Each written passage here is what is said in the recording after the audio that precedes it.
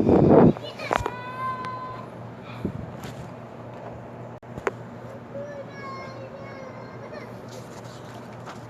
الحمد لله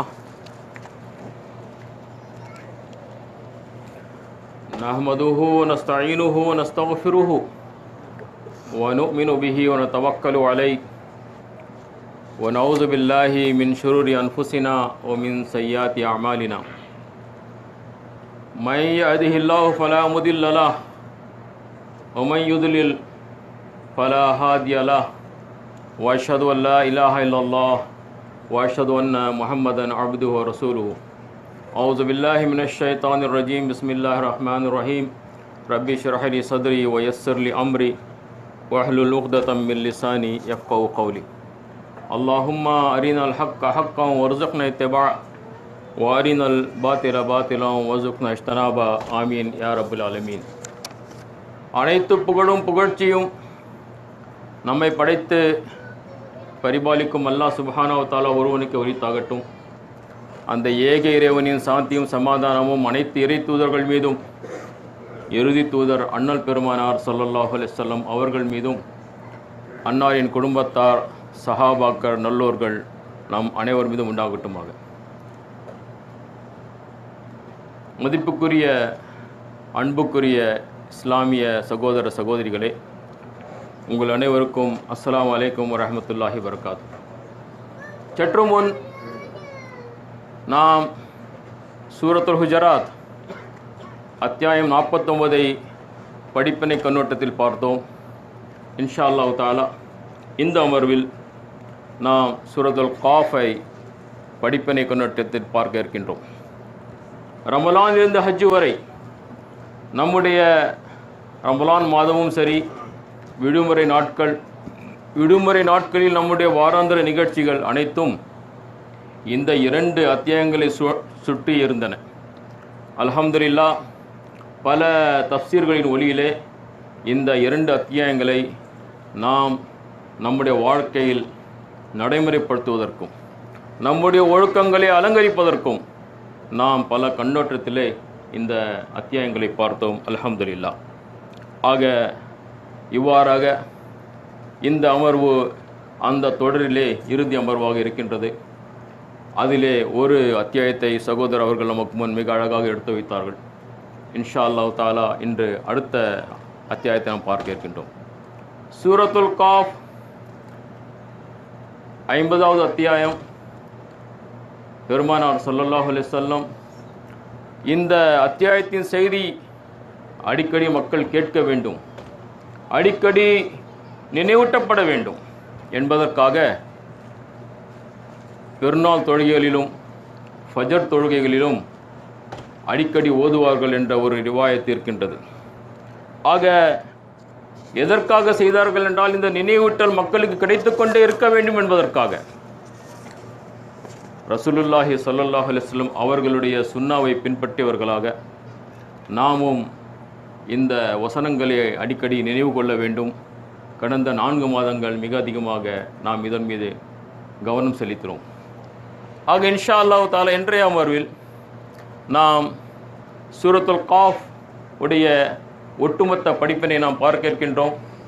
வழக்கம் போல் interactive section, வழக்கம் போல் கேள்விகள், உங்களுடைய கருத்துக்கள், நீங்கள் உங்களுடைய கருத்துக்களை பகிர்ந்து கொண்டு இன்னும் நல்ல முறையிலே இந்த அமர்வை நடத்தி செல்ல வேண்டும் என்ற ஒரு எதிர்பார்ப்புடன் நான் இதை துவங்குகின்றேன். பிஸ்மில்லாஹிர் ரஹ்மானிர் ரஹீம். இந்த 2 அத்தியாயங்கள் சூரத்துல் காஃப், சூரத்துல் ஹுஜராத், இந்த 2 அத்தியாயங்கள் தான் நாம் கடந்த 4 மாதங்களாக படித்து கொண்டிருந்தோம். இது எங்கு அருளப்பட்டது? மக்காவில் அருளப்பட்டது. இது மதீனாவிலே அருளப்பட்டது. கிட்டத்தட்ட ஒரு 15 ஆண்டு கால இடைவெளி இருக்கின்றது இந்த 2 அத்தியாயங்களுடைய அருளப்பட்ட காலத்திலே. சூரத்துல் காஃபுடைய இறைக்கு அருளப்பட்ட காலம் பெருமானார் ஸல்லல்லாஹு அலைஹி வஸல்லம் நபித்துவ வாழ்க்கையினுடைய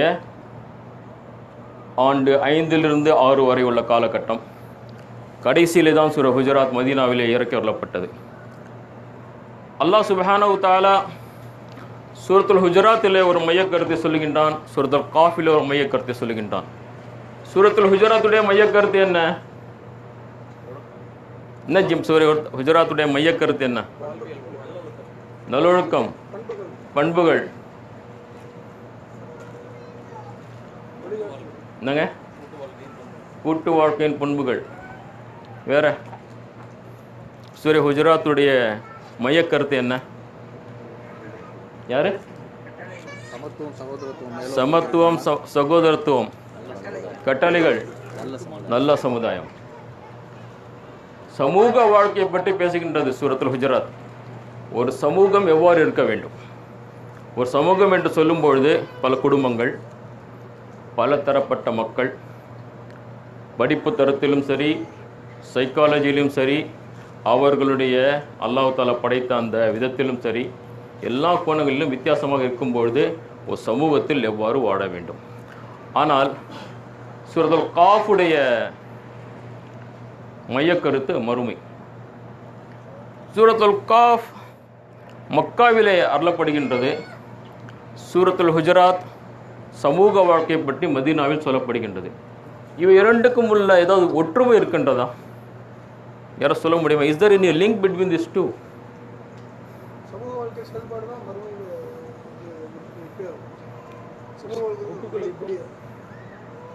ஹுகூகுல் இபாத், அக்கவுண்டபிள் ஃபில் ஆஹிரா. அதாவது ஒருவர் இந்த வாழ்க்கையை வாழ வேண்டும் என்றால் இந்த கொள்கையை ஏற்றுக்கொள்ள வேண்டும். ஒருவரிடம் இது இல்லை என்றால் இது வராது. நான் ஏன் பிறருடைய உரிமை பறிக்கக்கூடாது, நான் ஏன் உல்லாசமாக வாழக்கூடாது, ஏன் இந்த விதிமுறைகள், ஏன் இந்த கட்டுப்பாடு? ஏனென்றால் நான் மறுமையிலே பதில் சொல்ல கடமைப்பட்டிருக்கின்றேன். ஆக அல்லாஹ் தஆலா முதலிலே மறுமை கொள்கையை போதிக்கின்றான், சமூக வாழ்க்கை சொல்வதற்கு முன்பு.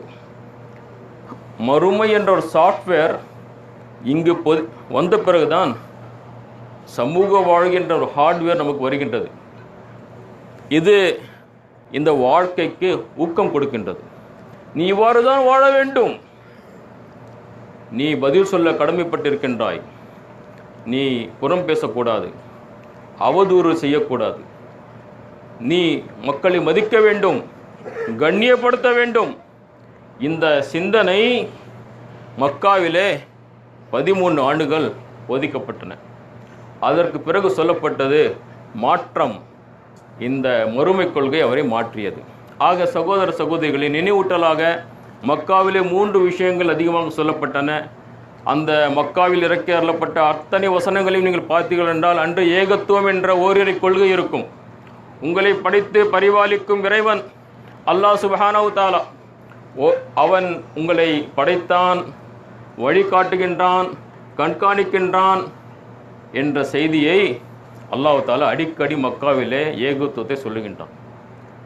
வழிகாட்டும் பொறுப்பு அவன் ஏற்றுக்கொண்டான். ஆகவேதான் தூதர்களை அனுப்புகின்றான், இறை வேதங்களை அனுப்புகின்றான் என்பதை தூதுத்துவத்தை அல்லாஹ் தஆலா மக்காவிலே சொல்லுகின்றான். அதே நேரத்திலே நீங்கள் அனைவரும் ஏதோ ஆக்சிடென்டல் கிரியேஷர் அல்ல, ஏதோ இந்த உலகத்துக்கு வந்து விட்டீர்கள். இந்த காலையும் இந்த மாலையும் இந்த சூரியனும் இந்த சந்திரனும் இந்த மழையும் இந்த தாவரங்களும் இந்த கனிகளும் இந்த உறவுகளும் ஆல் பை ஆக்சிடென்ட்? நோ, அப்படி அல்ல. ஒரு திட்டமிட்ட படைத்த இறைவனின் ஏற்பாடுகள் இவை. ஆக இந்த வாழ்க்கை ஒரு சோதனை களம். இந்த வாழ்க்கைக்கு பிறகு இன்னொரு வாழ்க்கை இருக்கின்றது, அதை இஸ்லாம் மறுமை என்று சொல்லுகின்றது. அந்த வாழ்க்கையை அல்லாஹ் சுப்ஹானஹு தஆலா மிக அதிகமாக மக்காவிலே சொன்னான். மக்காவிலே இந்த 3 கொள்கைகளும் சொன்ன பிறகு மக்கள் ஆட்சேபனை செய்தார்கள். அந்த ஆட்சேபனையுடைய பதில்கள் தான் இந்த அத்தியாயங்கள். வித்தியாசமான ஆட்சேபனைகள். ஐஸா மித்னா வகுன்னா துராபா, நாம் இறந்து மண்ணோடு மண் ஆன பிறகும் மீண்டும் எழுப்பப்படுவோமா? ஸாலிக ரஜும் பஈத், புரிய மாட்டதப்பா, இங்கு ஏற மாட்டது. கோடான கோடி மக்கள் இறந்து விட்டார்கள், பல ஆண்டுகள் கழிந்து விட்டன. மீண்டும் எழுப்பப்படுவார்கள், அவர்களுடைய வாழ்க்கை கேட்கப்படும், அவர்களுடைய எண்ணங்கள் எல்லாம் பதிவாகி கொண்டிருக்கின்றன. மறுமையிலே அது கொண்டு வரப்படும், ரகசியங்கள் சோதிக்கப்படும். இது ரொம்ப தூரமா இருக்கு, புரியல நமக்கு என்ற ஆட்சேபனை மக்கத்து மக்கள் மிக அதிகமாக எடுத்து வைத்தார்கள். அல்லாஹ் தஆலாவும் அவர்கள் கேட்கின்ற ஒவ்வொரு ஆட்சேபனுக்கும் பதில் கொடுத்தான். இங்கு அனைத்து ஆட்சேபங்களுக்கும் பேசுவதற்கு நேரம் இல்லை. சூரத்துல் காஃபுடைய அந்த சூழலிலே நாம் இன்ஷா அல்லாஹ் தஆலா இந்த அமர்வில் இருப்போம். ஆக இந்த கண்ணோட்டத்தில் இந்த சூரா ஒரு வித்தியாசமான சூறாவாக இருக்கின்றது. எப்படி? இதனுடைய மையக்கருத்து மறுமை, சந்தேகம் இல்லை. ஆனால் இது சொல்லப்படுகின்ற அந்த காட்சிகள், அந்த காட்சிகளில் அல்லாஹ் தஆலா அப்படியே மறுமையை படம் பிடித்து காட்டுகின்றான். அவனுடைய கருணையும் இந்த அத்தியாயத்தில் இருக்கின்றது, அவனுடைய கோபமும் இருக்கின்றது. நிராகரிப்பார்களுக்கு அவனுடைய சாட்டியடியும் இருக்கிறது, நல்லவர்களுக்கு அவனுடைய அரவணைப்பும் இருக்கின்றது. ஆக சகோதர சகோதரிகளே, இவ்வாறாக அழகிய காட்சிகளுடன், பயங்கர காட்சிகளுடன் அல்லாஹ் சுப்ஹானஹு வ தஆலா பல கோணங்களில் மக்களுடைய ஆட்சேபனைகளை தெரியப்படுத்துகின்றான். என்றாலும் இந்த அருள் மழை பொழிகின்றது, ஆனால் அனைவரும் பயனடைவதில்லை. எத்தனை சகோதரர்கள் குர்ஆனை ஓதுகின்றார்கள், எத்தனை சகோதரர்கள் சூரத்துல் காஃபை ஓதுகின்றார்கள், யாருக்கு மாற்றம் வரும் என்பதை நாம் பார்க்க வேண்டும். ஆக இதனுடைய மையக்கருத்தை பற்றி நாம் பேசினோம். இப்பொழுது இந்த அத்தியாயங்களும் இந்த வேதத்திலிருந்தும் யார் பயனடைவார்கள் என்றால், இதோ சூரத்துல் காஃபில் சொல்கின்றான் அல்லாஹ் சுப்ஹானஹு வ தஆலா 8வது வசனத்தில், தப்ஸீரத்துன் வ ஸிக்ரா லிகுல்லி அப்தி முனீப். இதுதான் முதலிலே நாம் புரிந்து கொள்ள வேண்டிய வசனம். இந்த சபையில் நம் அனைவரும் இந்த வசனத்துக்கு உரியவர்களாக மாற வேண்டும். அப்தி முனீப், யார் இவர்கள்? சத்தியத்தின் பக்கம் திரும்பக்கூடிய ஒவ்வொரு அடியானுக்கும் அகப்பார்வையையும் படிப்பினையும் வழங்கக்கூடியதாக இருக்கின்றன. நாம் அனைவரும் அப்தி முனீபாக மாற வேண்டும், சத்தியத்தின் பக்கம் திரும்பக்கூடியவர்களாக இருக்க வேண்டும். அப்பொழுதுதான் இந்த வசனங்கள் நம்மை மாற்றும். இந்த வசனங்கள் என்னுடைய வாழ்க்கையில் ஒரு புரட்சியை கொண்டு வரும். ஆக இந்த கோணத்தில் துவக்கமாக நாம் பார்க்க வேண்டியது, ஒவ்வொரு மனிதனிடம் சத்தியத்தின் தேடல் இருக்க வேண்டும். இந்த உலகத்தில் இறைவன் படைத்த அனைத்து மனிதர்களுக்கும் சத்தியத்தின் தேடல் இருக்க வேண்டும். அவன் சத்தியத்தின் பக்கம் திரும்ப வேண்டும். அந்த சத்தியம் என்ன? நான் யார்? என்னை படைத்தவன் யார்? முழு பிரபஞ்சமும் என்னை சேவை செய்கின்றதே, நான் யாருக்கு சேவை செய்ய வேண்டும் என்ற இந்த சிந்தனை, இந்த தேடல் யாருக்கெல்லாம் இருக்கின்றதோ அவர்கள் அனைவருக்கும் திருக்குர்ஆன் வழிகாட்டும் என்று அல்லாஹ் சுப்ஹானஹு வ தஆலா சொல்லுகின்றான். ஆக உலகத்தில் 2 விதமான மக்கள், அனைவரும் கல்வியை கற்கிறார்கள். ஆனால் பாருங்கள், சிலர் நாலேஜ் சீக்கர்ஸ். யார் இவர்கள்? படிப்பார்கள், ஆராய்ச்சி செய்வார்கள், பட்டங்களை பெறுவார்கள், பலவிதமான பதவிகளை பெறுவார்கள், புகழை பெறுவார்கள், பரிசுகளை பெறுவார்கள். That may go to peace award, various types of awards. இப்படிப்பட்ட ஒரு மக்கள், இவர்கள் கல்வியை தேடினார்கள். நோக்கம் என்ன? இந்த நோக்கங்கள். ஆனால் அப்தி முனீப், சத்தியத்தின் பக்கம் திரும்புவான், இப்படி இருப்பார். அவர் எப்படி இருப்பார்? சிந்திப்பார், படைத்தவனை அறிதல் அவரிடம் இருக்கும், படைத்தவனை புகழ்வார், நன்றி செலுத்துவார், படைத்தவனிடம் கூலியை எதிர்ப்பார். இந்த 2 நபர்களுக்கும் பெரிய வித்தியாசம் இருக்கின்றது. இருவரும் படித்தவர்கள் தான், இருவரும் சிந்தித்தார்கள். ஆனால் இருவருடைய பயணத்துடைய திசை வித்தியாசமாக இருந்தது. ஆக நன்றாக புரிந்து கொள்ள வேண்டும். முஃபஸ்ஸிரீன்கள் இந்த வசனத்துக்கு விளக்கம் கொடுக்கும்போது சொல்கிறார்கள், எந்த ஒரு மனிதன், சிந்திக்கும் மனிதன், அவன் படைத்தவனை வரை அவனுடைய கல்வி சேர்க்கவில்லை என்றால் அந்த கல்வி முழுமையான கல்வி இல்லை. அவருடைய கல்வி, அவருடைய படிப்பு அவரை படைத்தவனின் பக்கம் அறிமுகப்படுத்த வேண்டும். எந்த கல்வி படைத்தவன் வரை சேர்க்கவில்லையோ அந்த ஆராய்ச்சியும் அந்த கல்வியும் முழுமை பெறாத ஒரு கல்வியாக இருக்கிறது என்பதை நாம் நன்றாக புரிந்து கொள்ள வேண்டும். ஆக சகோதர சகோதரிகளே, இந்த கோணத்தில் நாம் நம்முடைய படிப்பு, நம்முடைய சிந்தனை, நம்முடைய கல்வி, நம்முடைய ஆராய்ச்சி படைத்தவனை அறிவதற்காக பயன்படுத்த வேண்டும். ஆக இந்த கோணத்திலே இந்த அத்தியாயத்தை நாம் அணுக கடமைப்பட்டிருக்கின்றோம். ஆக வாழ்க்கை நோக்கம், இலக்கு நோக்கிய பயணம் நமக்கு அவசியமாக இருக்கின்றது. அடுத்தபடியாக நாம் தலைப்புக்கு வருவோம். மறுமை பற்றி திருக்குரான் பல கோணங்களில் பேசினாலும் இந்த அத்தியாயத்தில் முதலில் ஆட்சேபனையை பார்ப்போம். நிராகரிப்பார்களுடைய ஆட்சேபனை என்ன? அது 3வது வசனம் தான். சற்று முன் நான் ஓதிய வசனம் தான். ஐஸா அமித்னா குன்னா துராபன், நாங்கள் மரணமடைந்து மண்ணோடு மண்ணாகி விட்டாலுமா மீண்டும் எழுப்பப்படுவோம். ஸாலிக ரஜுஉம் பஈத், மீண்டும் எழுப்பப்படுவது எனும் இவ்விஷயம் அறிவுக்கு புறம்பானதாகும், புரியவில்லை. இவ்வாறாக இவர்கள் ஆட்சேபனை செய்தார். இப்படிப்பட்ட பலவிதமான ஆட்சேபனைகள், அம்மா யத்தஸாலூன் அனின் நபஇல் அஸீம், இவ்வாறான பலவிதமான ஆட்சேபனைகள். கால மையுஹில் இஸாம வஹிய ரமீம், மக்கி போன இந்த எலும்புகளை உயிர் கொடுப்பவன் யார் கேட்டார்கள் அவர்கள். இப்படிப்பட்ட ஆட்சேபனைகளுக்கு திருக்குரான் முழுமையான பதில் கொடுத்தது. இந்த அத்தியாயத்திலே பிரத்யேகமாக அல்லாஹ் சுப்ஹானஹு வ தஆலா மிக தெளிவாக பதில் கொடுக்கின்றான். சுப்ஹானஹு வ தஆலா மிக விளக்கமாக பதில் கொடுக்கின்றான். அல்லாஹ் தஆலா சொல்லுகின்றான் 5வது வசனத்தில், பூமி இவர்களின் உடம்பிலிருந்து எவற்றை தின்கிறது என்பதை எல்லாம் நாம் அறிந்து வைத்துள்ளோம். மேலும் அனைத்தும் பாதுகாத்து வைக்கப்பட்டுள்ள ஒரு ஏடு நம்மிடம் இருக்கிறது. எங்கப்பா போவனே? இந்த பூமியில் தான் இருப்பாய். அல்லாஹ் தஆலா இந்த பூமி உள்ள அனைத்தையும் அவன் கண்காணித்துக் கொண்டிருக்கின்றான், அறிந்து வைத்துள்ளான். நீங்கள் ஒன்றும் இல்லாமல் இருக்கும்போது நீங்கள் படைக்கப்பட்டீர்களே, இப்பொழுது ஏதாவது இருக்கின்றீர்கள், பூமியில் தான் இருக்கின்றீர்கள், ஏதோ இந்த பிரபஞ்சத்தின் ஏதோ ஒரு மூலையில் இருக்கின்றீர்கள், தூசியாக இருக்கிறீர்கள், சாம்பலாக இருக்கிறீர்கள், மண்ணாக இருக்கின்றீர்கள், ஆனால் இருக்கின்றீர்கள். இப்படி இருக்கும்பொழுது அல்லாஹ் தஆலா நீங்கள் ஒன்றும் இல்லாத போது அவன் உங்களை படைத்திருக்க ஏதோ ஒரு சப்ஸ்டன்ஸ் இப்போது இருக்கின்றது, மீண்டும் உங்களுக்கு படிப்பது சிரமமா என்பதை அல்லாஹ் தஆலா ஆணித்தரமாக சொல்லுகின்றான். ஏனென்றால் இந்த கொள்கை புரியாதவரை, நம்முடைய அகீதாவில் கொள்கையில் இது தெளிவாகாத வரை வல்லாஹி மாற்றம் வராது. ஒரு முழுமையான மாற்றம் வர வேண்டும் என்றால் இந்த கொள்கை அவசியம். ஆகவே தான் குர்ஆன் இதை அதிகமாக எடுத்துரைக்கின்றது. இந்த கோணத்தில் அல்லாஹ் தஆலா பல கோணங்களிலே இந்த அத்தியாயத்திலே புரிய வைக்கின்றான். குறிப்பாக 4 கோணங்கள் நாம் இங்கு பார்க்க இருக்கின்றோம்.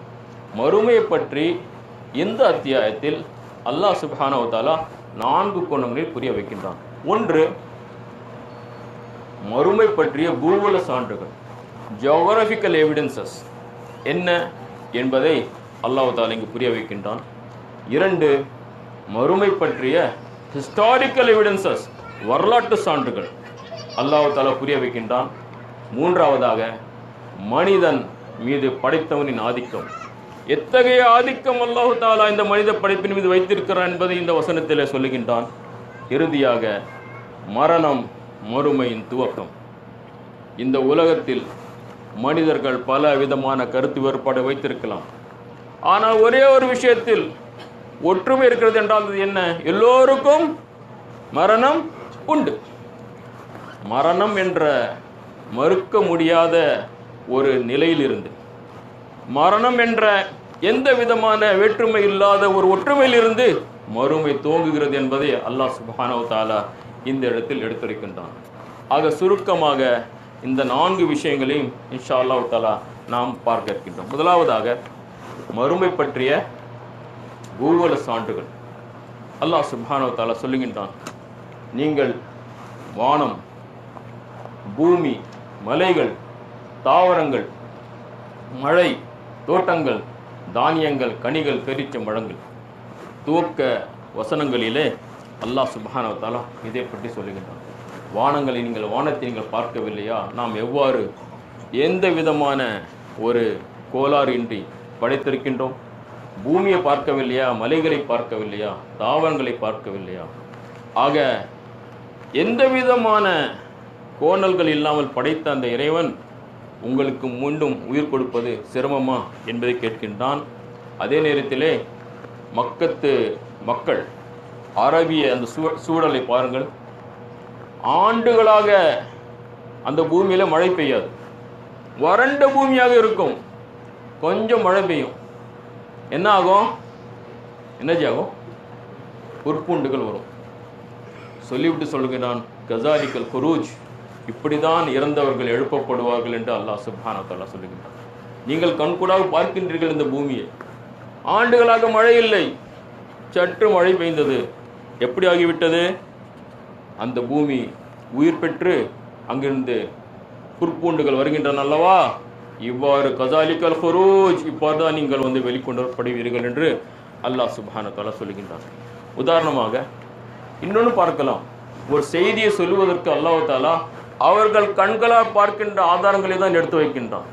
இந்த கோணத்தில் இந்த பூகோள சான்றுகளை சற்று இந்த வீடியோவில் நீங்கள் பாருங்கள்.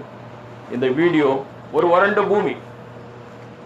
கிட்டத்தட்ட இந்த பூமியிலே வருடத்திற்கு ஒரு 6 சென்டிமீட்டர் மழை தான் பெய்கின்றது.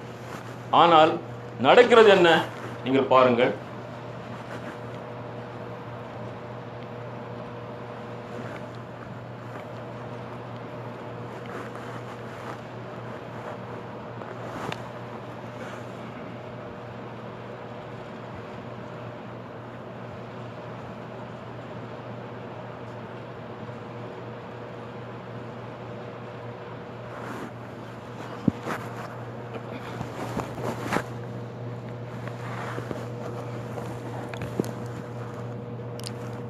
is Namaqualand in southwest Africa. Only the strongest and most resourceful can survive here.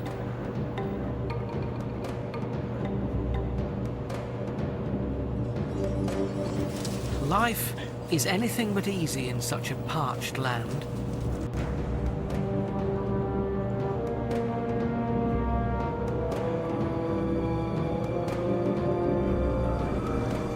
Only 6 inches of rain fall here each year. But when the rain does fall, its effect is miraculous.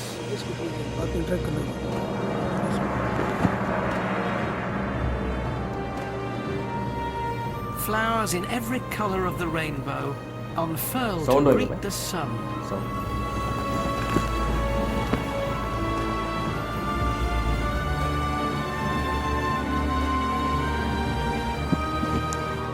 A billion glorious blooms spread out across the sands to turn this dry and dusty desert into the greatest natural garden on earth has been waiting for.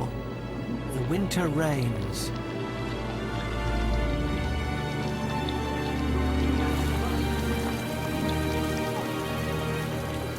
The kiss of life.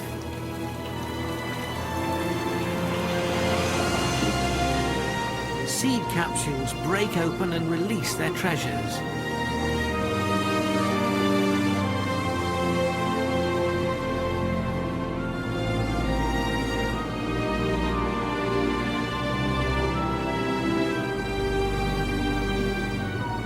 The pebble plants wake up and burst through their protective skins.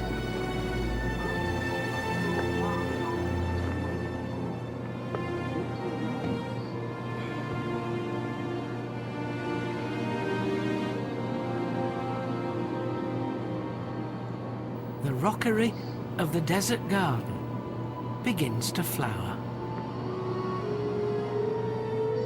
Namaqualand.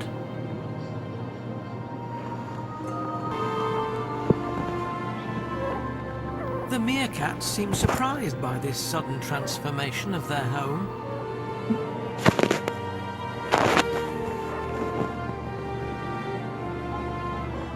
For them and all the animals,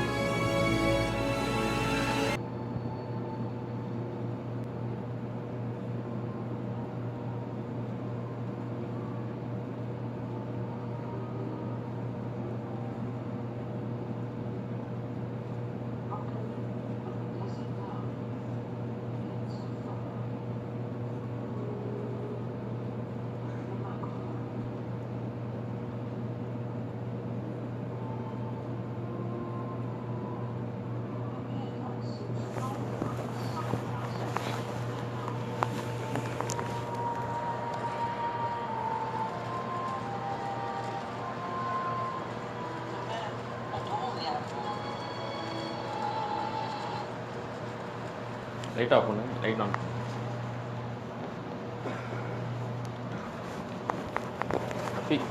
lights கொஞ்சம் நீங்கள் match பண்ணு.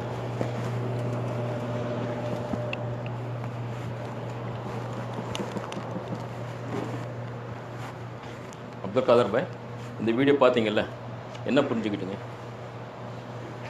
முன்னாடி வறண்டு கிடந்த ஒரு பாலைவனத்தில்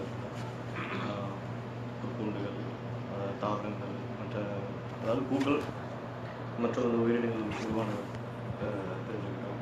இதனுடைய மைய கருத்து நீங்கள் இப்போ சொல்லிக் கொடுத்த மாதிரி ஒன்றுமில்லாத ஒரு விஷயத்திலிருந்து அல்லாஹ் எதையும் படைக்கக்கூடியவன் அப்படிங்கிற ஒரு மைய கருத்தை தெளிவாக.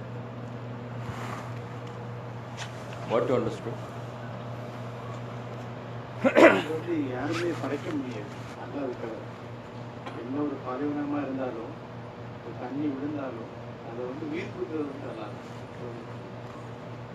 வேறு யாராவது anybody want to share on this video? Harun, you want to share anything? வெறும் ஒன்றுமே இல்லாத வெட்டு மணல் இந்த மாதிரி இடத்துல மழை வந்த உடனே உயிர் கொடுக்குது. மக்கி மண்ணாக போனாலும் அதை நினைச்சா உடனே உயிர் கொடுத்து எடுக்குவாங்க. ஜஸாக்கல்லாஹ் ஹைர்.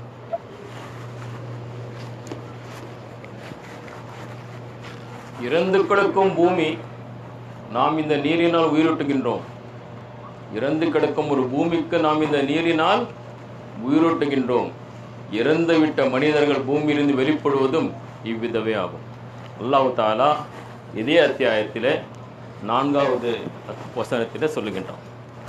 ஆக எவ்வாறு ஒரு வறண்ட பூமி சற்று மழை பெய்தவுடன் அதுக்கு உயிர் வந்து விடுகின்றதோ, அவ்வாறே இறந்துவிட்ட மனிதர்கள் பூமியிலிருந்து வெளிப்படுவதும் இவ்விதமே ஆகும்.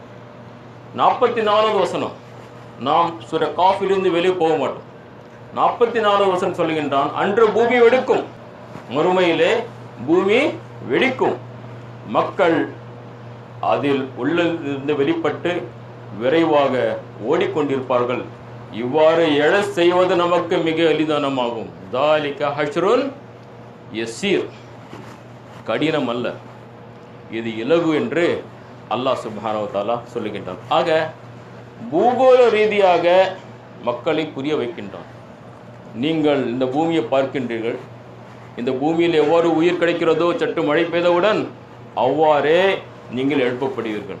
நமக்கு இந்த வசனங்களிலிருந்து கிடைக்கின்ற செய்தி என்னவென்றால், வானம், பூமி, மலைகள், மழை, தாவர வகைகள், அதன் அலங்காரங்கள், ஒழுங்குமுறைகள், இவை அனைத்தும் எதை பரிசாட்டுகின்றன? ஏகத்துவத்தை பரிசாட்டுகின்றன, மறுமை கொள்கையை உண்மைப்படுத்துகின்றன என்பது நாம் முதலிலே படிக்க வேண்டிய முதல் பாடம். இன்னொரு பாடமும் இருக்கின்றது.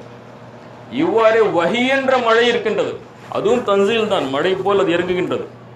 அது எங்கு பெய்யும்? இதயத்தில் பெய்ய வேண்டும்.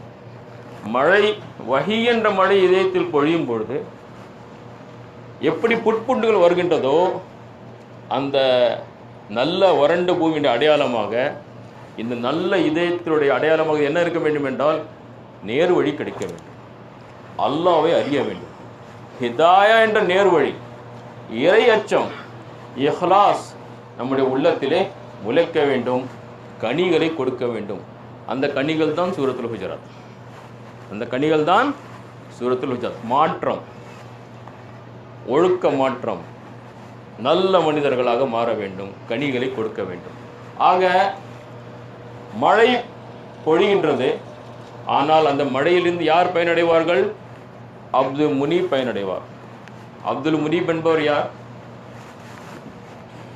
அப்துல் முனீப் என்பவர் யார்? சத்தியத்தின் பக்கம் திரும்ப திரும்ப மீளுபவர் என்பதை நாம் பார்த்தோம். ஆக சகோதர சகோதரிகளே, நாம் இப்பொழுது இந்த விஷயத்தை பார்த்த பிறகு அடுத்தது நாம் பார்க்க இருப்பது, அதாவது 2வது புள்ளி, மறுமை பற்றிய என்ன சான்றுகள்? வரலாற்று சான்றுகள்.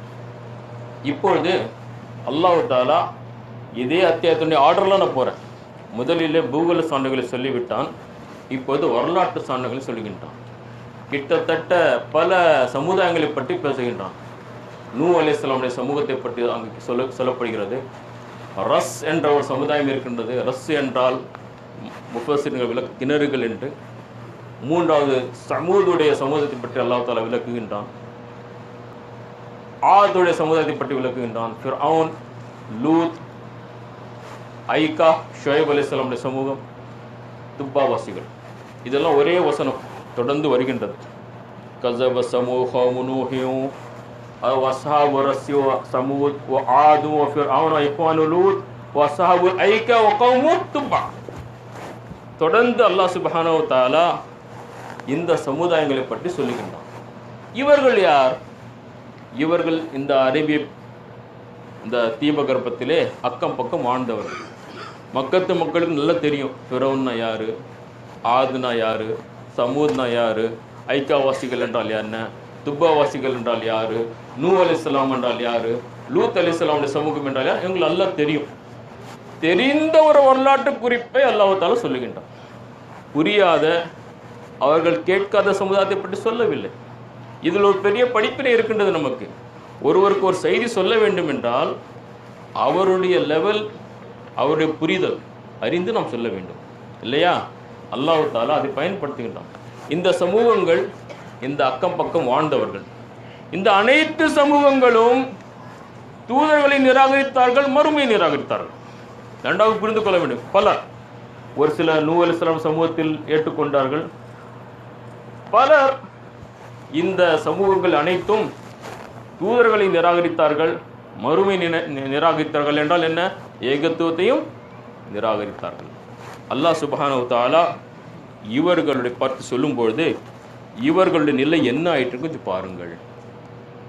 இவர்கள் அனைவரும் இந்த உலகத்தில் பூமியிலே என்ன செய்யப்பட்டார்கள்? அழிக்கப்பட்டார்கள்.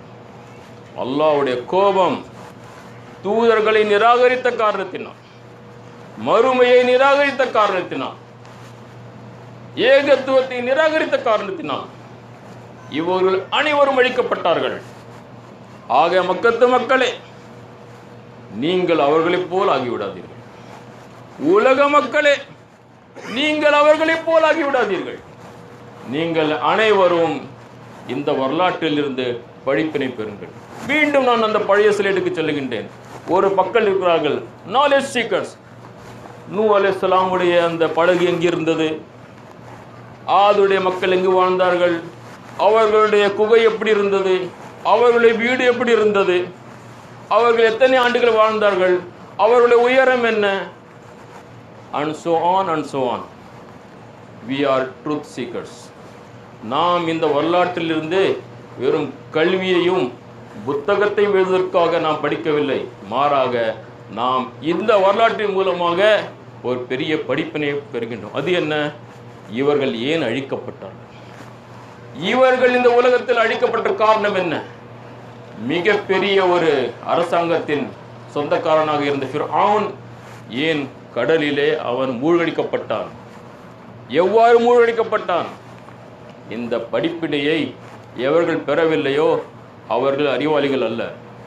மாறாக எவர்கள் படிப்பினை பெறுகிறார்களோ அவர்கள்தான் அறிவாளிகள் என்பதை நாம் நன்றாக புரிந்து கொள்வோம். இது சொல்லிவிட்டு, இந்த வரலாற்று குறிப்புகள் சொல்லிவிட்டு, நமக்கு அல்லாஹ் தஆலா இந்த அத்தியாயத்தில் என்ன சொல்லுகிறான் என்றால், முதல் முறையை படைப்பதற்கு நாம் இயலாதவர்களாக இருந்தோமா என்ன? ஆனால் மீண்டும் புதிதாய் படைப்பது பற்றி இவர்கள் சந்தேகத்தில் ஆழ்ந்து கிடக்கின்றார்கள். புரியவில்லை. இந்த சமுதாயங்களை நாம் ஏற்கனவே முதலில் படைத்திருக்கின்றோம். மீண்டும் இவர்களுக்கு எழுப்பது சிரமமா? இது சிரமம் இல்லை என்பதை அல்லாஹ் தஆலா சொல்லுகின்றான். ஆக இதயமுள்ள அல்லது கவனத்தோடு செவிமடுக்கின்ற ஒவ்வொரு மனிதனுக்கும் சின்னமாக இந்த வரலாற்று படிப்பினையூட்டும் பாடம், இந்த வரலாற்றில் படிப்பினையூட்டும் பாடம் இருக்கின்றது. இதுதான் மெசேஜ் நமக்கு. இந்த கடைசி வசனம் தான் நமக்கு மெசேஜ். அது என்ன? இந்த வரலாற்றிலிருந்து படிப்பினை பெற வேண்டுமா? முதலில் இதயம் உள்ள ஃபெர்டைல் ஹார்ட் இருக்கிறோம். வஹி என்ற அந்த மழையை பெறுவதற்காக தயாராக இருக்க வேண்டும். இரண்டு, கவனத்தோடு செவிமடுக்கின்றான். அல்லாஹ் தஆலா என்ன சொல்லுகின்றான், எப்படி புரிய வைக்கின்றான் என்பதை செய்யமெடுக்க வேண்டும். இப்படிப்பட்ட ஒவ்வொரு மனிதனுக்கும் இந்த வரலாற்றிலிருந்து படிப்பினை இருக்கிறது என்று அல்லாஹ் சுப்ஹானஹு வ தஆலா இங்கு எடுத்திருக்கிறான். ஆக சகோதர சகோதரிகளே, இந்த இரண்டாவது பகுதியிலிருந்து நாம் பெற்ற படிப்பினை நாம் இவ்வாறு பார்க்கலாம். இந்த வசனத்திலிருந்து 36வது வசனம், நாம் இவர்களுக்கு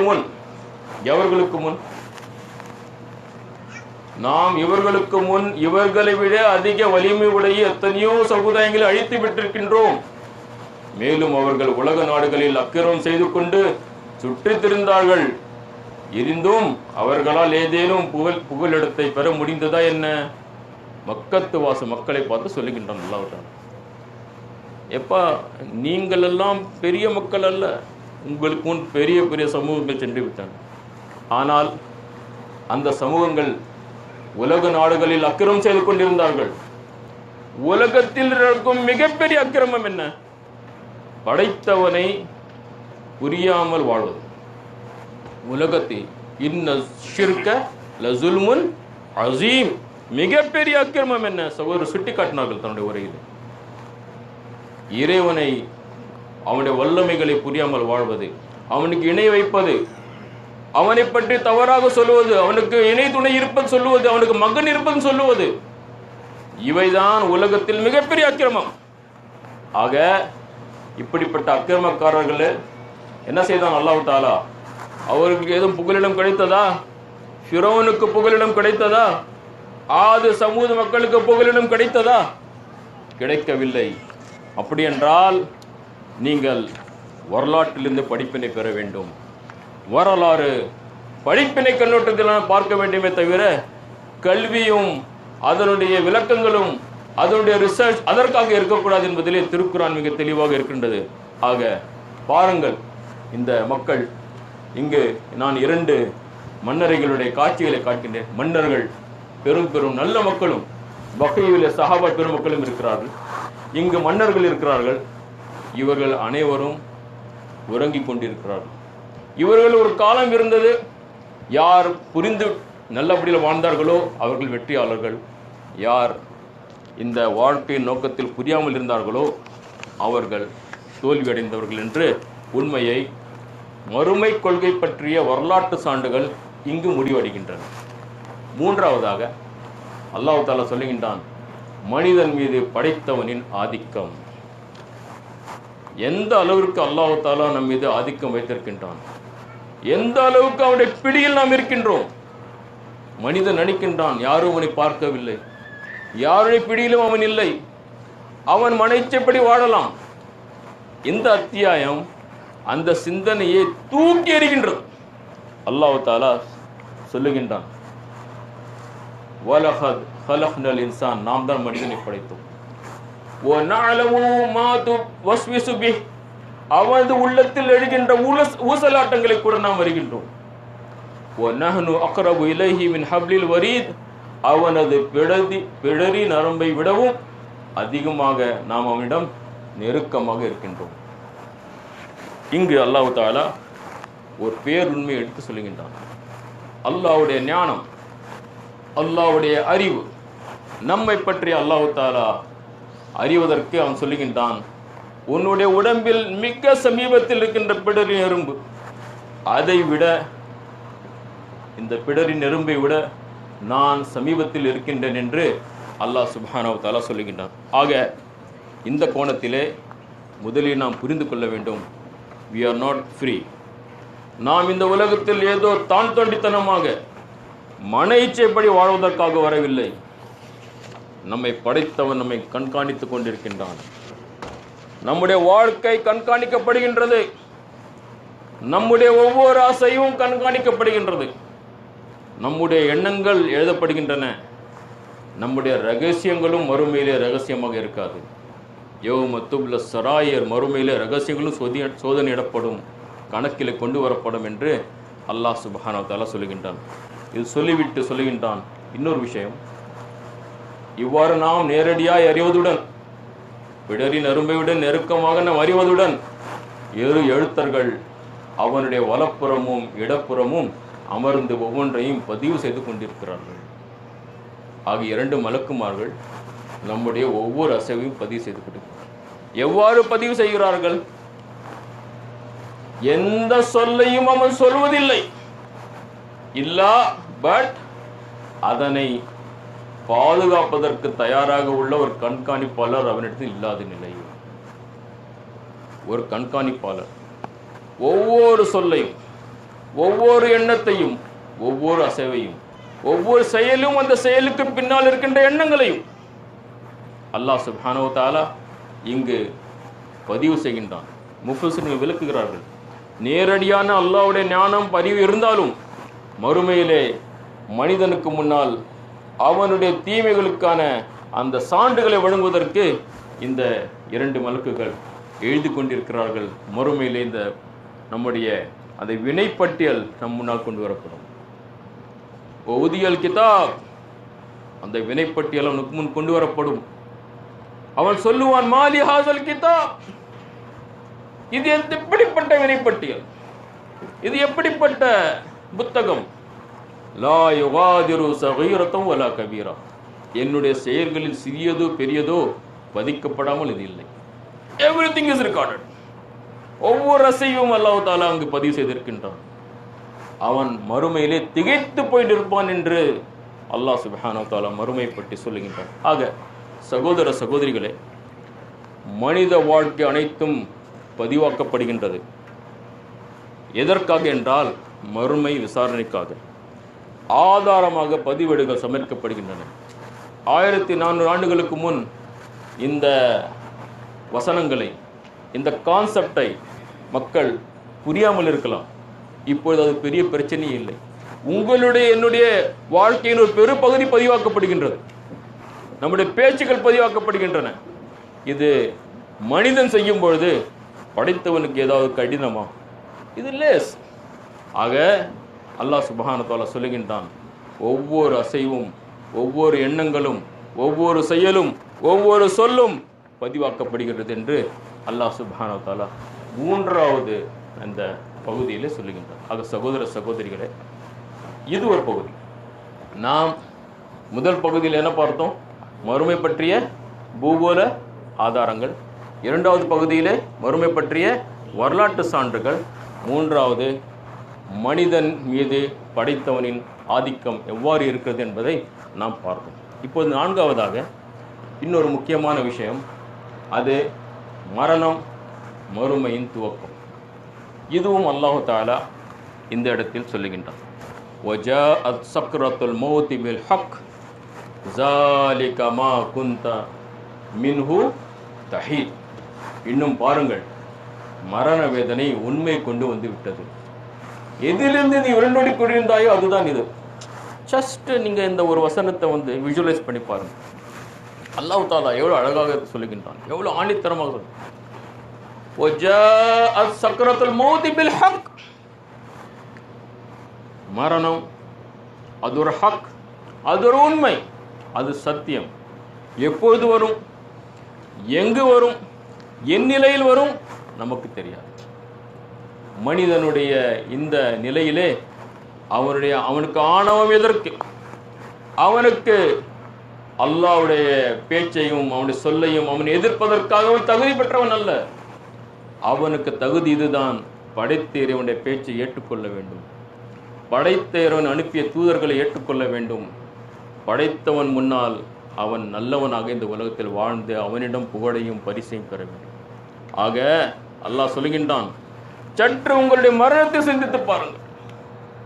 உலகத்தில் எத்தனை மனிதர்கள் தினந்தோறும் மரணிக்கிறார்கள், அவர்களை பற்றி சிந்தித்து பாருங்கள். வஜாஅத் சக்ரத்துல் மௌத் பில் ஹக். ஆக மனிதன் மறுமையை மறுக்கலாம், மரணத்தை மறுக்க முடியாது.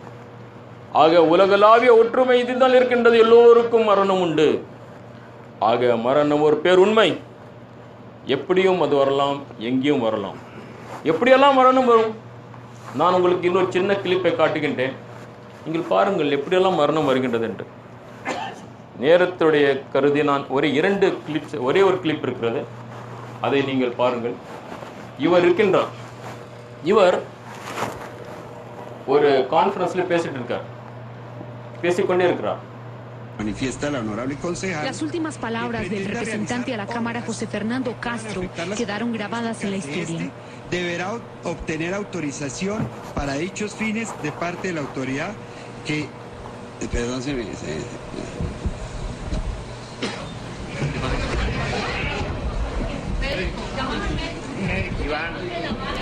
Un derrame cerebral silenció la voz que en ese momento defendía un proyecto en favor de las ciclovías.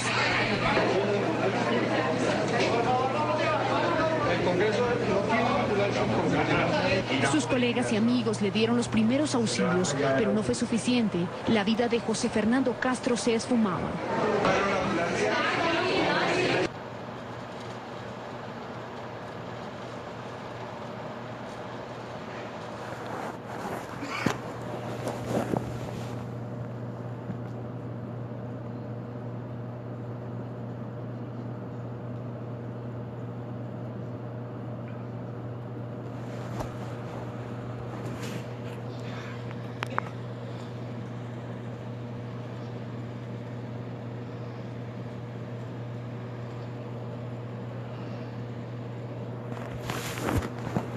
இவர் ஒரு ஷேக் பயான் செய்து கொண்டிருக்கின்றார், மார்க்க விஷயங்களை சொல்லிக் கொண்டிருக்கின்றார்.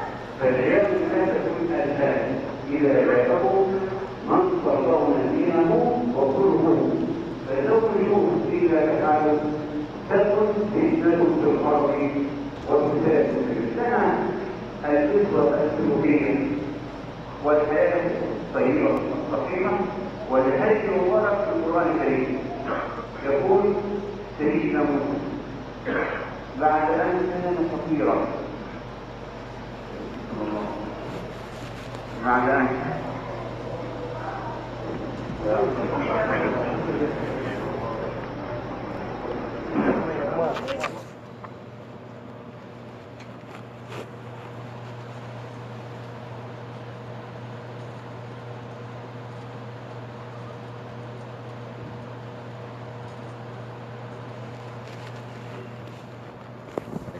லைட் போடுங்க.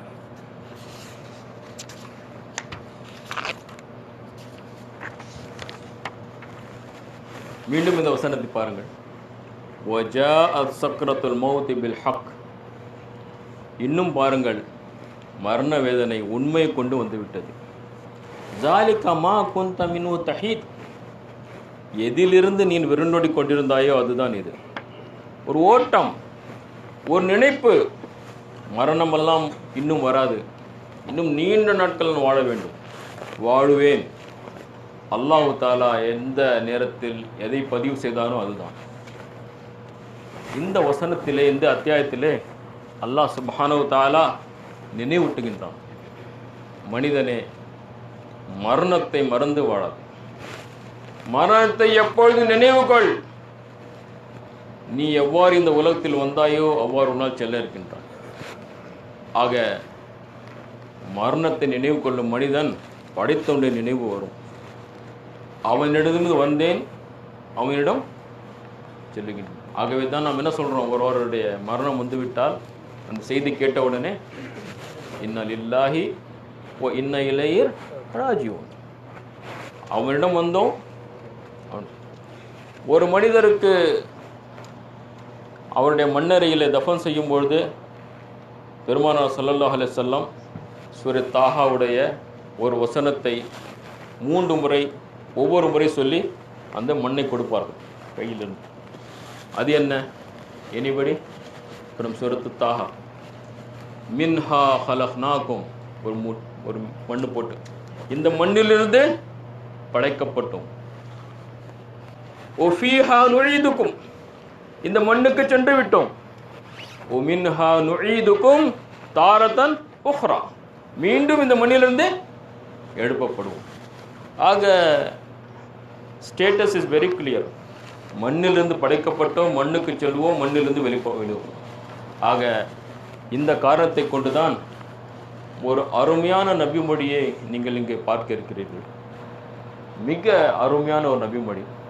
قال أبي هريرة عن أبي هريرة رضي الله عنه قال قال رسول الله صلى الله عليه وسلم أكثروا ذكر هازم اللذات. அபூ ஹுரைரா ரலியல்லாஹு அன்ஹு அறிவிக்கின்றார்கள், இன்பங்களை தகர்ந்து எரியக்கூடியதை, அதாவது மரணத்தை நினைவு கூறுவதை அதிகமாக்கிக் கொள்ளுங்கள் என்று நபிகள் நாயகம் ஸல்லல்லாஹு அலைஹி வஸல்லம். மரணத்தை நினைவு கூறுங்கள் சொல்வது ஓகே, ஆனால் எவ்வாறு வர்ணிக்கிறார்கள் அதை நீங்கள் பார்க்க வேண்டும். எல்லா இன்பங்களையும் தகிர்த்து எறியக்கூடிய, நிறைய ஆஸ்பிரேஷன்ஸ் இருக்கும், அது செய்யணும், இது செய்யணும், அப்படி ஆகணும், இப்படி ஆகணும், வீடு கட்டணும், அப்படி ஆகணும், இது ஆகணும், எல்லா இன்பங்களையும் ஒரு செகண்ட் மவுத் தகர்ந்து விட்டது. அப்படிப்பட்ட அந்த மவுத்தை நீங்கள் நினைவில் வைக்க வேண்டும். அப்பொழுது உங்களுடைய உண்மை நிலை புரியும். உங்களுடைய உண்மை ஹைசியத், உங்களுடைய நிலை என்ன, நீங்கள் யார், உங்களுடைய அந்தஸ்து தான் என்ன இந்த உலகத்தில்.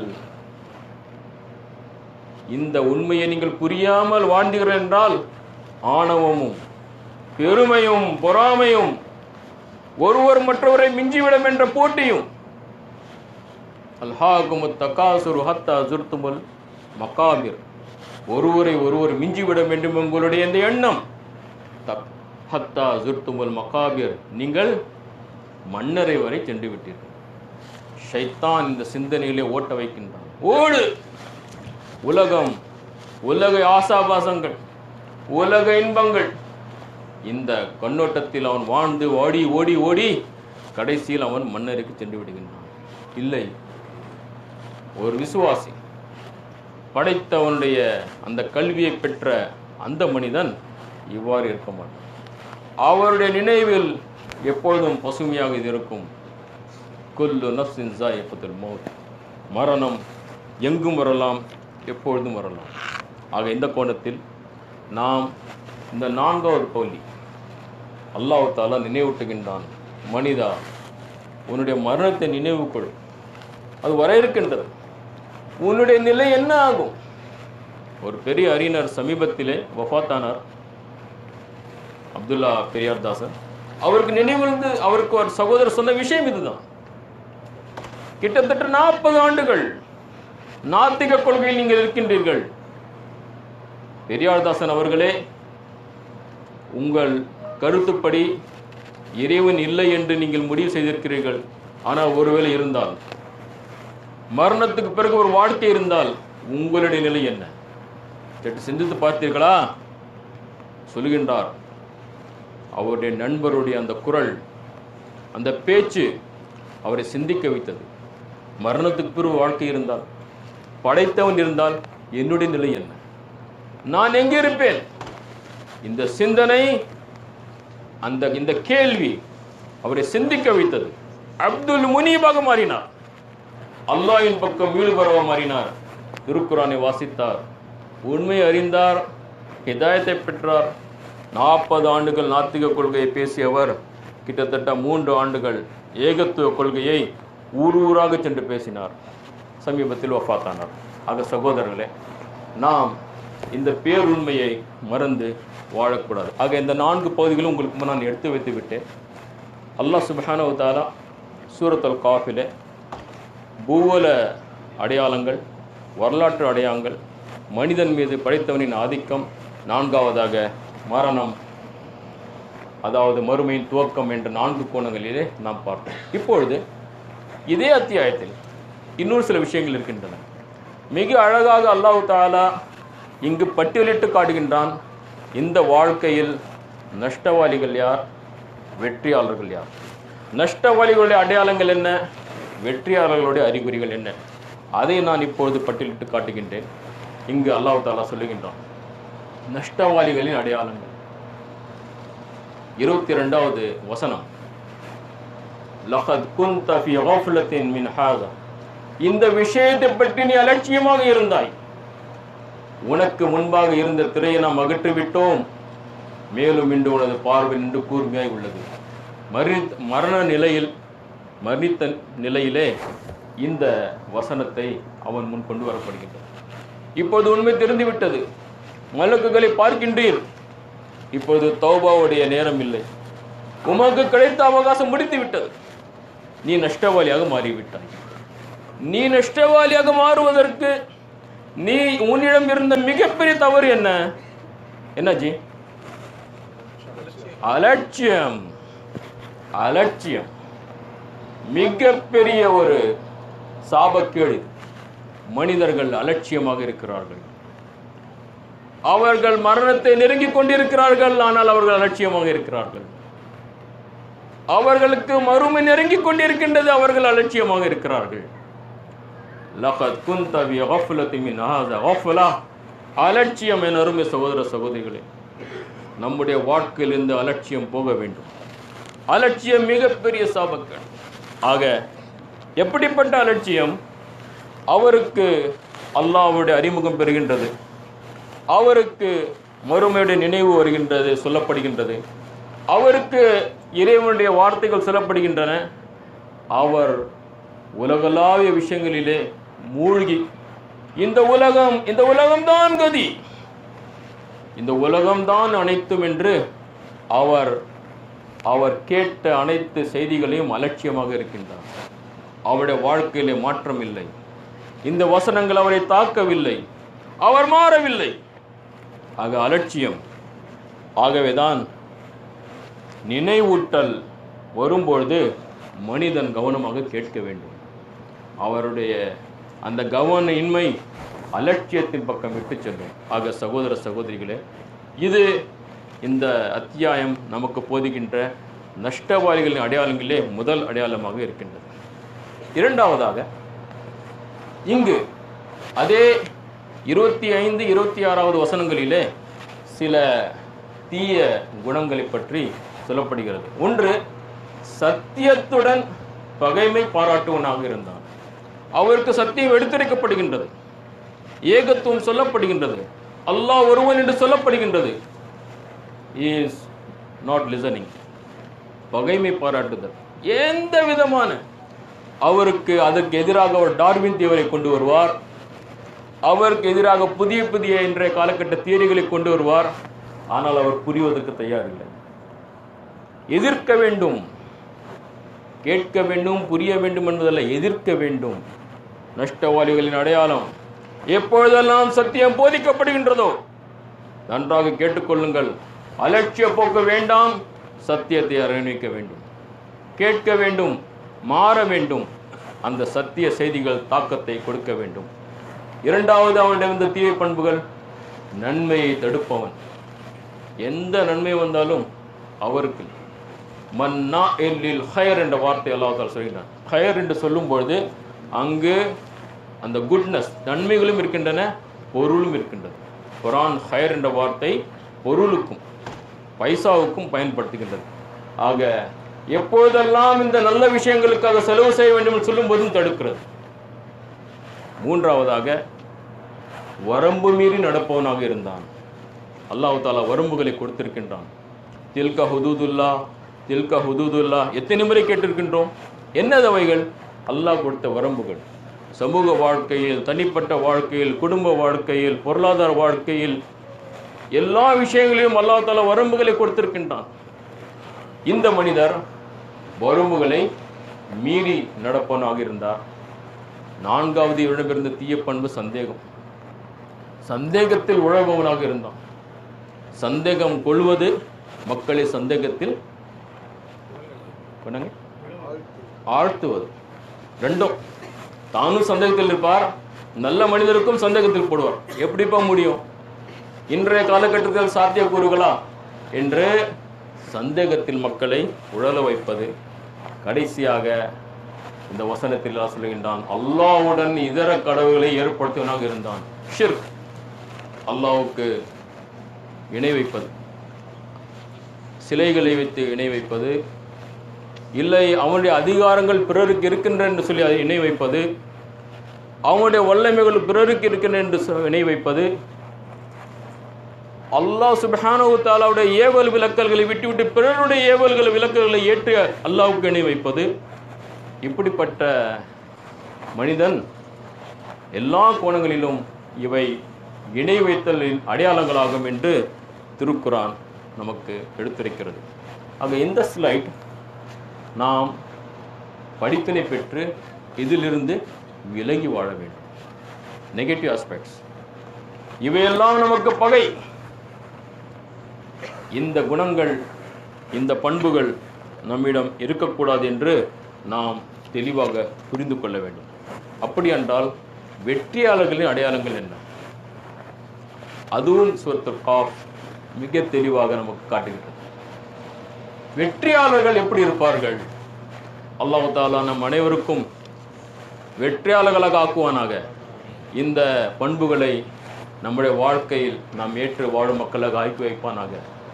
முதலாவதாக 32வது வசனம், இதுதான் உங்களுக்கு வாக்களிக்கப்பட்டு வந்தது. மறுமையிலே அல்லாஹ் தஆலா சொல்லுவான், இதுதான் உங்களுக்கு வாக்களிக்கப்பட்டது. உங்களுடைய கான்ட்ரிபியூஷன் என்ன?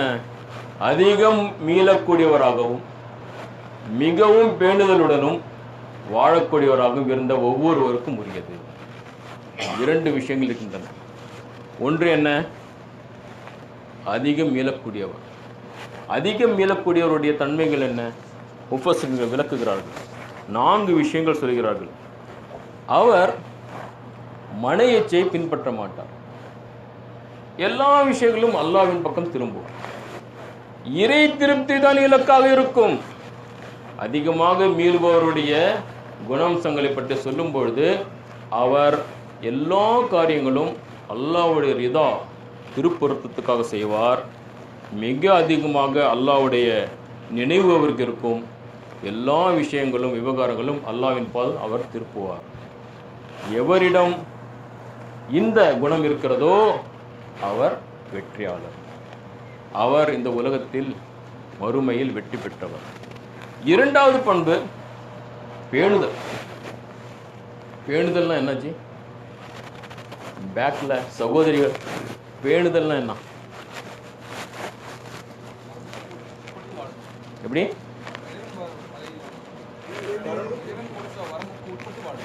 என்னென்ன பேணுவார்? அதான் என்னன்னா வணக்க வழிபாடுகளை பேணுவார். தொழுகை, நோன்பு, ஜக்காத், ஹஜ் ஒரு விஷயம் இருக்கிறது. வணக்க வழிபாடு பேணுவார். நீங்கள பேச மாட்டீங்களோ?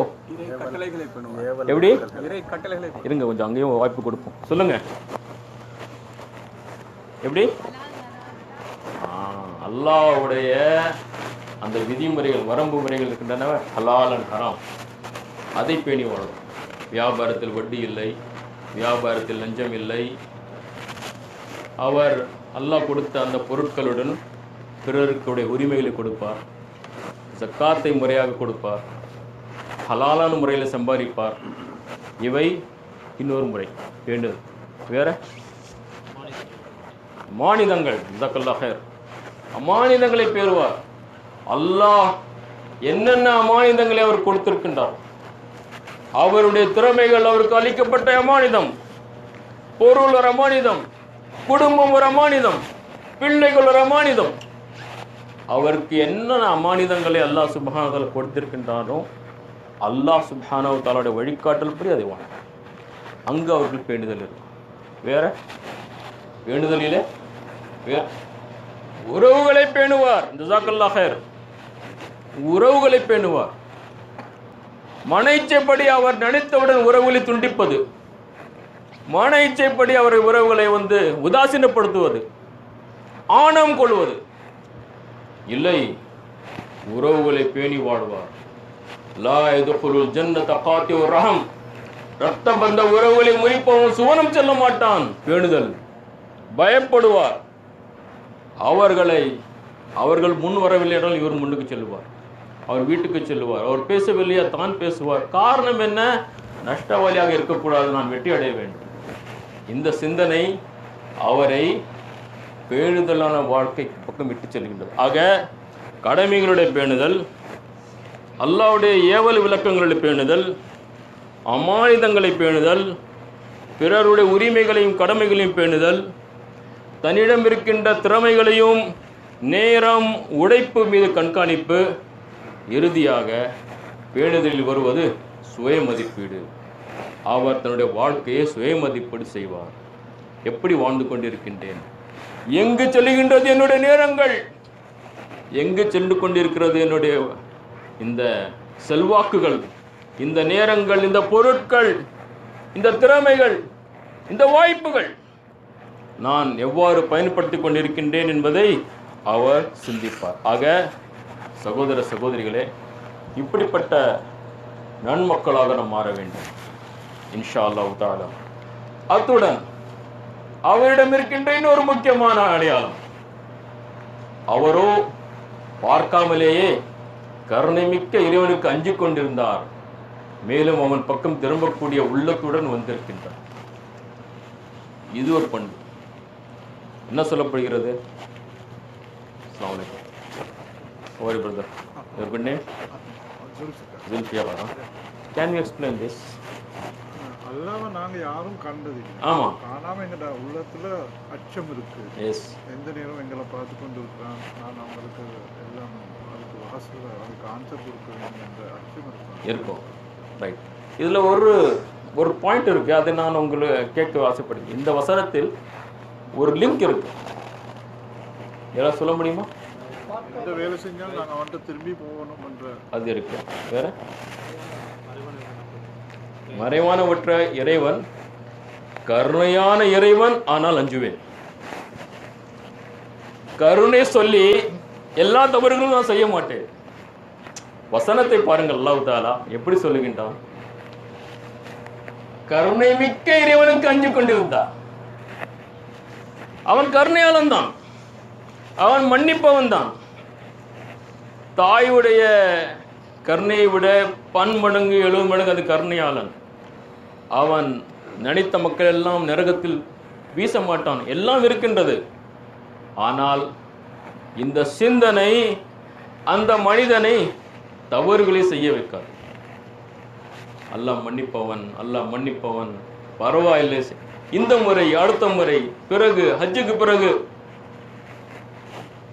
அவர் கருணை மிக்க அந்த இறைவனை அஞ்சிக் கொண்டிருப்பார். வசனம் யாருக்கு ஞாபகம் இருக்காது?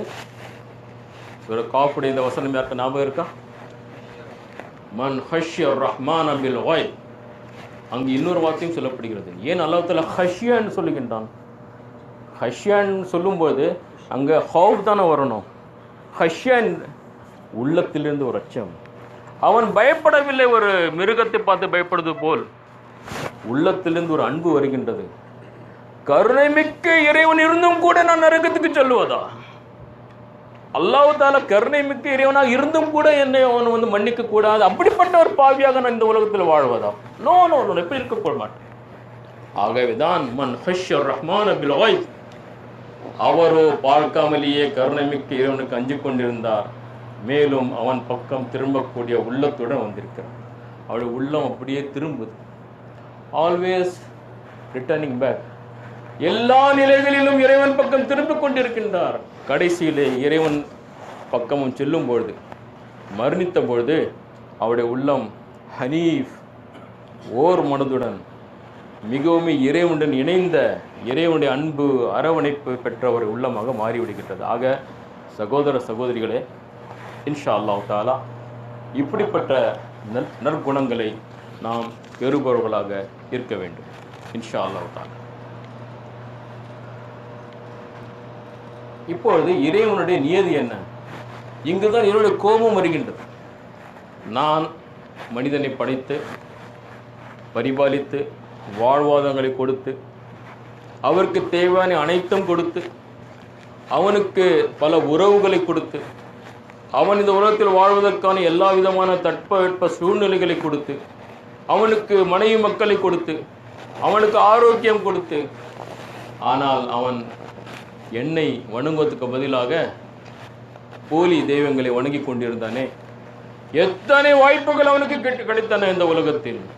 எத்தனை பேர் அவரை நினைவூட்டினார்கள். அந்த நினைவூட்டல் எல்லாம் உதாசீனப்படுத்தினானே. அல்லாஹ்வுடைய கோபம் வருகின்றது. அல்கியா ஃபீ ஜஹன்னம குல்ல கஃபாரின் அனீத். அல்லாஹ் சொல்லுகின்றான், கட்டளையிடப்பட்டது, வீசி எறியுங்கள் நரகத்தில் ஒவ்வொரு நிராகரிப்பாளனும். நீங்கள் இந்த வசனத்துடைய உட்கருத்துடன் புரிந்து கொள்ள வேண்டும். அல்லாஹ்வுடைய பொறுமையும் இங்கு இருக்கின்றது. வாய்ப்புகளை கொடுத்தான், அவகாசத்தை கொடுத்தான், நினைவூட்டினான், பல கோணங்களில் நினைவூட்டினான். ஆனால் அவனுடைய அலட்சியம் முந்திவிட்டது. ஆக கடைசியிலே அல்லாஹ் சுப்ஹானஹு வ தஆலா நஷ்டவாளிகளுக்கு சொல்லுகின்றான், அல்கியா ஃபீ ஜஹன்னம், வீசி எறியுங்கள் நரகத்தில் ஒவ்வொரு நிராகரிப்பார். இவையெல்லாம் அந்த காட்சிகள், இறைவனுடைய கோபத்துடைய காட்சிகள். என் முன்னிலையில் தர்க்கம் செய்யாதீர்கள். தீய கதியை பற்றி முன்பே நான் உங்களுக்கு எச்சரிக்கை செய்திருந்தேன். என்னிடத்தில் தீர்ப்பு மாற்றப்படுவதில்லை. மேலும் நான் என் அடிமைகள் மீது கொடுமை இழைப்பவன் அல்ல. ஆக மறுமையுடைய வார்த்தைகள், மறுமையில் அல்லாஹ் சுப்ஹானஹு வ தஆலா இந்த நஷ்டவாளிகளை பார்த்து அவன் சொல்லுவான், பல முறை உங்களுக்கு நினைவூட்டப்பட்டது, பல முறை தூதர்கள் மூலமாக, வேதங்கள் மூலமாக, நல்லவர்கள் மூலமாக நினைவூட்டப்பட்டது. ஆனால் அது எடுபடவில்லை. நீ அலட்சியமாக இருந்தாய், சத்தியத்தை நிராகரிப்பவனாக இருந்தாய். அல்லாஹ் சுப்ஹானஹு வ தஆலா இன்று உனக்கு ஒன்றும் இல்லை. என் முன்னிலையில் தர்க்கம் செய்யாதீர்கள். தீய கதியை பற்றி நான் உங்களுக்கு எச்சரிக்கை செய்திருந்தேன். என்னிடத்தில் தீர்ப்பு மாற்றப்படுவதில்லை. மேலும் நான் என் அடிகள் மீது கொடுமை இழப்பவன் அல்ல என்று அல்லாஹ் சுப்ஹானஹு வ தஆலா சொல்லுகிறான். அப்படி என்றால் இறைவனுடைய கோபம் இங்கு இருக்கும் பொழுது அவனுடைய ஏற்று வாழ்ந்த அப்துல் முனீபுக்கு அவனுடைய அரவணைப்பு எப்படி இருக்கும்? அதுவும் இந்த வசனத்திலே, இந்த அத்தியாயத்திலே அல்லாஹ் தஆலா சொல்லுகிறான். வெற்றியாளர்களுக்கு அவனுடைய அரவணைப்பு, உதுஹுலூஹா பிஸ்ஸலாம், நுழைந்து விடுங்கள் சுவனத்தில் முழு அமைதியுடன். அந்த நாள் நிரந்தர வாழ்வுக்குரிய நாளாகும். இது சொர்க்கத்தை பற்றி அல்லாஹ் தஆலா கொடுக்கின்ற மிக அழகிய ஒரு வர்ணனை. இந்த உலகம் நிரந்தரம் அல்ல, எந்த நிலையிலும் நான் நிரந்தரமாக இல்லை, சொர்க்கத்தை தவிர. அதுதான் நிரந்தர வாழ்க்கை. ஆனால் அந்த வாழ்க்கைக்கு கிடைத்த வாய்ப்பு இதுதான், இந்த உலகம்தான். அங்கு பரிசு, இங்கு உழைப்பு, இங்கு அமல், அங்கு கூலி. இங்கு கூலி இல்லை, இங்கு அமல் இல்லை. ஆக அல்லாஹ் தஆலா சொல்லுகின்றான், உதுஹுலூஹா பிஸ்ஸலாம், நுழைந்து விடுங்கள் சுவனத்தில் முழு அமைதியுடன். அரவணைப்பு, அன்பு. அங்கு அந்த நாள் நிரந்தர வாழக்கூடிய நாளாகும். வேற என்ன? அங்கு அவர்களுக்கு அவர்கள் விரும்பும் அனைத்தும் கிடைக்கும். மேலும் நம்மிடம் இதனை விட அதிகமாக இன்னும் பல அவர்களுக்கு இருக்கின்றன. வலதைனா மஸீத், கேட்பது கிடைக்கும். நீங்கள் கேட்டிருப்பீர்கள் பல நபிமொழிகள். சுவன வாழ்க்கை ஒரு வித்தியாசமான வாழ்க்கை. அங்கு நோய் இல்லை, அங்கு முதுமை இல்லை, அங்கு மரணம் இல்லை. நீங்கள் கேட்பது உங்களுடையது. நீங்கள் அதாவது சுவனத்தை பற்றி பார்க்க வேண்டுமா? சூர தஹரை படியுங்கள். சூரத்துல் தஹர், ஹல்லதா அலல் இன்சானி ஹீனும் மினத் தஹர் லம் யகுன் ஷையம் மஸ்கூரா, சுவன வாழ்க்கையுடைய வர்ணனை. சூரத்துல் ரஹ்மானை படியுங்கள், சுவன வாழ்க்கையின் வர்ணனை. ஆக அல்லாஹ் சொல்லுகின்றான், நீங்கள் கேட்பது உங்களுடையது. எதெல்லாம் நீங்கள் கேட்பீர்களோ அது உங்களுடையதாக ஆகிவிடும் என்று அல்லாஹ் சுப்ஹானஹு வ தஆலா சொல்லுகின்றான். அந்த சுவனத்தினுடைய வர்ணனைகளும் நீங்கள் பார்க்க வேண்டும். இரண்டும் இருக்கின்றது. வஉஸ்லிஃபத்தில் ஜன்னத்து லில் முத்தகீன கைர பஈத், வஉஸ்லிஃபத்தில் ஜன்னத்து லில் முத்தகீன கைர பஈத். கொடுக்கும் விதம், சுவனம் இரையச்சம் கொண்டவர்களின் அருகில் கொண்டு வரப்படும், சிறிதளவு தூரம் கூட இருக்காது. ஆக பரிசுக்காக ஒரு பயணம் தேவையில்லை. இதோ வெட்டி அடி விட்டீர், சுவனம் சமீபத்தில் கொண்டு வரப்படும். இது இறைவனுடைய ஏற்பாடு, இது மறுமையுடைய ஏற்பாடு. அங்கு அல்லாஹ் சுப்ஹானஹு வ தஆலா சொல்லுகின்றான், இதோ நீங்கள் வெட்டி அடைந்து விட்டீர்கள், இதோ சுவனத்தில் நுழைந்து விடுங்கள். உதுஹுலூஹா பிஸ்ஸலாம் வஉஸ்லிஃபத்தில் ஜன்னத்து லில் முத்தகீன், சுவனம் இரையச்சம் கொண்டவர்களின் அருகில் கொண்டு வரப்படும், சிறிதளவு கைர பஈத், கொஞ்சம் கூட தூரம் இல்லை. ஆக பரிசு தேடி வரும். ஆனால் பரிசுக்கு ஏற்ப உழைப்பு தேவை.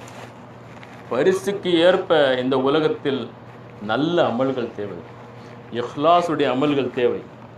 ஆக இப்படிப்பட்ட ஒரு பரிசிற்காக தான் இந்த உலகத்தில் நாம் உழைக்க வேண்டும். அதே நேரத்தில் இதே வர்ணனை இதே அத்தியாயத்திலே நரகத்துக்கும் இருக்கின்றது.